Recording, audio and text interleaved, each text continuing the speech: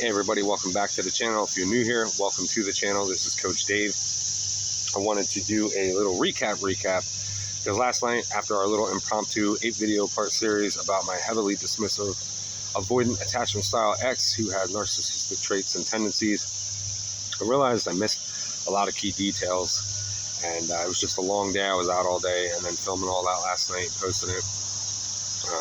I also realized while watching those videos and how I was feeling last night that I ended up making myself feel sick just reliving that from beginning to end. And that's one of the key things that I was talking about in those videos, is how this really affects your immune system.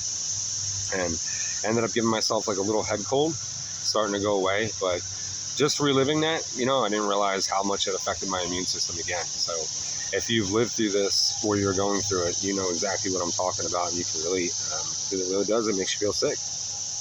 So that's a big thing I missed, and I wanted to add in some things that I missed along the way that are important to me for the the story and the narrative and everything like that.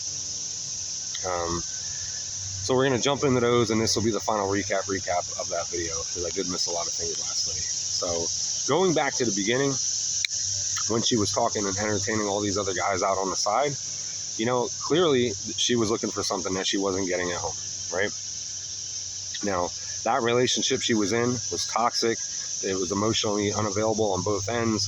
There was a lot of heavy drug use. There was cocaine. There was Molly or MDMA,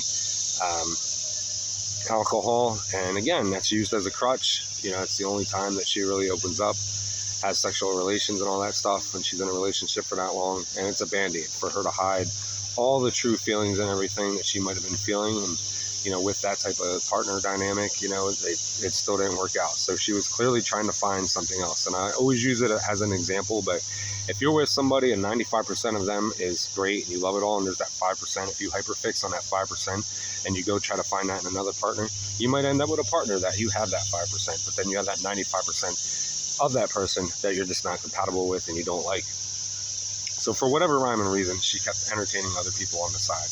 And with each and every one of these people, I didn't talk to all of them, but I did work with some, or I knew the customers, so I did get to hear some of these things. And some of them, there was, foreplay, there was sexual relations where it was just like a lead on, She would lead these people on and use and abuse them to the point where they were ready to have a relationship with her.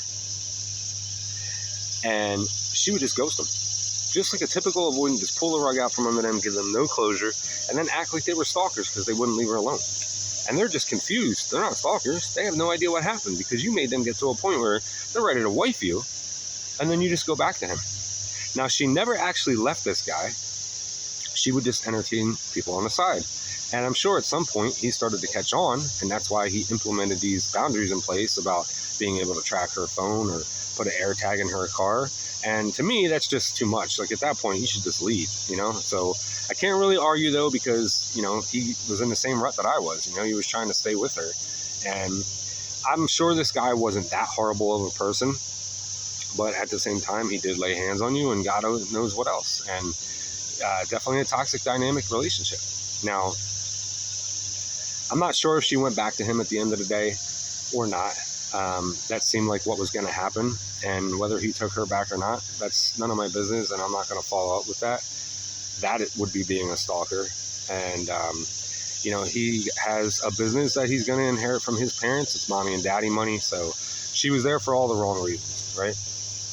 And sticking it out for all the wrong reasons. One of the things that we talked about was her upbringing.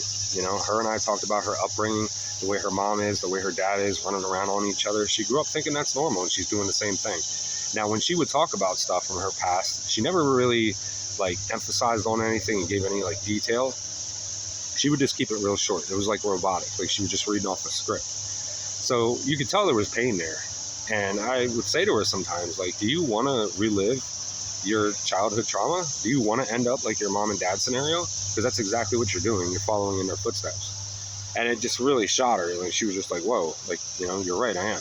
But no matter how much work we did, no matter how much we talked, I always felt like a therapist. And like I said, it's not a good look on my end, because I was just pushing her back into his arms, because using him as an example and getting her to wake up and see all this stuff that she was doing in an attempt for her not to do it to me, she was thinking about him the whole time. And this is what I mean about getting over somebody. Avoidants do not do this. They don't take the time to be single and heal and think about things and self-reflect and learn and grow like a normal person would. So if you jump right into a next relationship, you're just burying everything from the previous and you just don't care. So she did that quite often.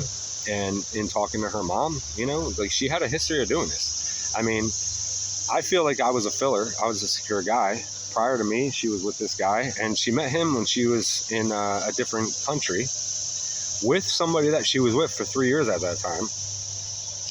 Ended up leaving him, or he left her. I don't exactly know what happened, but I'm sure she was doing the same things. And came back home, met somebody right after that on an airplane, and started seeing them. That became a long-distance relationship. And then she finally got with the guy that she was with when she was talking to me, and then obviously she left him for me. So out of all these people she was entertaining, she finally, you know, she saw something in me, not to toot my own horn, that she actually pursued me, at least for what it was worth. So I feel like all those other guys dodged the bullet, and I didn't, and I could have. But you live and learn. I'm not going to rehash all that. But it's crazy to go through all that, what it does to your body, your immune system, and going into the detail, you know, when she was living with me for that week, he had no idea. You know, when she talked to him, when she got drunk and we went through her phone and she showed me all this stuff, he had absolutely no idea that she was living with me. She was living in an Airbnb as far as he knew. And then obviously the messages when we were living in this other state together and he was talking to her and she was talking to him, he thinks that she's living with her family and she's been there that whole time, just missing him and thinking about him and reflecting. And she wasn't doing any of that. He had no idea that she was with me. So you're possibly going to be going back to this guy, and everything that we talked about, you think you're going to be this different person. You're going to be this better avoidant, or you're going to be this better partner for him. You've healed and you're doing all this work. But you already starting off that relationship based on lies, and you think it's going to work. And it's not. It's just going to end up exactly how it was. It's just going to happen much more quickly. And the guy already put hands on you once. You're going to end up in a body bag going back to something like that. But what can you do? You know? So I kind of thought about this for a while. I felt like it was maybe petty and it's not something I should do. But knowing that I didn't come from a place like that, I thought real hard. And, you know, I had good memory. You almost have to have it with this so that you can remember reality versus fiction when you're dealing with an avoidant or a narcissist. And I remembered his number, and I simply reached out and just said, hey, this is what you went through. She was cheating on you, running around on you. She hasn't been living with her family. She's been living with me, and I thought you should just know. Do with this as you will, but I don't think it's okay for this person to destroy your life, destroy my life, and then be able to just run back to you, starting a relationship with you again based on lies, and just get to be happy and get to have your parents' money and all this stuff after destroying my life and destroying your life. Like, she just, like, somebody's got to put a stop to it, right? She doesn't just get to come back in and have all this stuff, access to everything, and act like nothing happened. You know, just completely lie about the last almost year that you were with me and go back to that. So I sent that. And he didn't respond. It was read. But what he did with that, hey, that's up to him. You know, I just felt like I wanted to be somebody that I wish I had in that moment, who I needed. That would have told me, like, hey, this is what you're going through, and you shouldn't take this person back. And I would have respected that. Whether she went back to him or not, I don't know. Whether she met somebody else or not, I don't know. She could have met somebody else out where we were. Because like I said, when we were done, she was that person again. She was great. And all of a sudden, bam, she just cold cut and didn't want nothing to do with me. So obviously she either went back to him or she had somebody else lined up. Because then all her time and attention and focus went to this person. And I didn't allow myself to be put on the back burner. I didn't allow myself to be second fiddle to anybody. I'm not getting strung along for you to fall back onto. I took myself completely out of that equation, not having that happen to me. And I'm not waiting around for you, none of that stuff. So I'm not following up. You know, I'm back where I was before all this happened and I moved. I feel a lot better leaving that state and getting out of there. There was no point in me being there after the relationship was over. It's the whole reason I moved out there. So I picked up and left. Like, I'm not waiting here for you to come back or decide you want me or I'm good enough. Like, I've given you way more chances than you deserve. I've been way more than lenient and fair, and I've been to the point where I've been stupid. And it does happen. You live and learn. So, man, just so many things, key points I wanted to add in with all this stuff. I thought it was very important to the story, and to just really get more in depth about who this type of person was and what I went through. Even simple stuff like pictures, having to go through and see that relationship and this sexual stuff as well on her phone that she would show me. Like, she was trying to rub it in my face and get under my skin. I didn't need to live through that. I'm not one of those people that's going to delete all this stuff out of your phone and everything. That's your choice. It's your history. But to have to go through that and see all that is just, it's mind-numbing. And knowing that she took a bunch of pictures and videos and he took a bunch of pictures and videos, and you don't really want to compare yourself to anybody, but you start doing these situations, especially when your anxious side is coming out and you're trying to make it work, but all this is going on, and it really just messes with your psyche, because then you notice that you take all the pictures and videos and stuff, and this person doesn't really. And then they say, well, I don't want to have these memories, I don't want to have all this, it's too hard.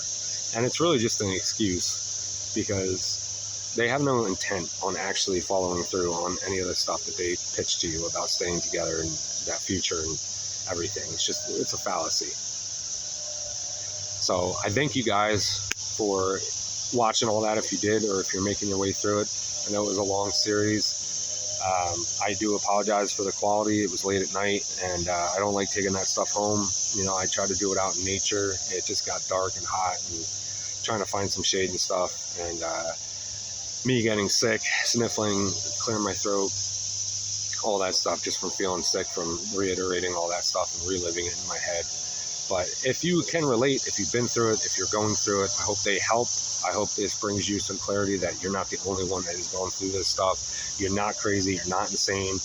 Use my my losses and my wins throughout this series to really put yourself in the aspect that you're not alone. You're not the only one that's going through it. And hopefully this stuff doesn't have to happen to you, and you can get out of it before it gets too bad like it did with me. Thank you guys so much, and I'll catch you in the next one.